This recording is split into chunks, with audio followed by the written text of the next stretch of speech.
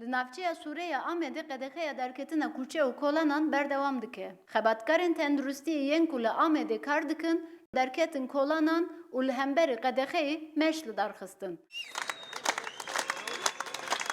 Xebatkarên tenduristiyê bi uniformayên xwe yên spî daxuyanî dan çapemeniyê û xwestin dorpêça li ser Sûrê rabe. Bizler doktor, hemşire, ebe... Em bijîşk, hemşire û xebatkarên tenduristiyê ne. Em dixwazin alkariya nexweşên xwe bikin. Kes li bendê nemîne ku em hemberî nexweşên xwe helbesteke dermirovahî bigirin. Em dixwazin li Sûriyê û deverên din ên ku qedexe têde hene, alîkariya tenduristiyê bigihîjin kesên hewcedar. Em bang li walîtî û asayişê dikin ku heremên qedexekirî ji bijîşkan re vekin. Silvan, Cizre, Gever... Arkadaşlar bugün 5. gün.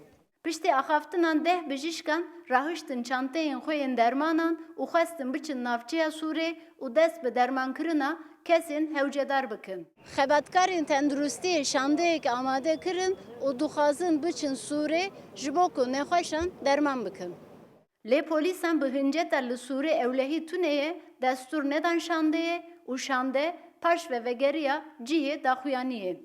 Zarok bê aşî dimînin, pîrek jinên bihemil bê taqîb dimînin, nexweşên şekir, nexweşên tansiyonê, nexweşên kanserê, nexweşên kronîk bê xizmeta tenduristiyê dimînin. Belkî em sibe bi walî re em dîsa biaxivin.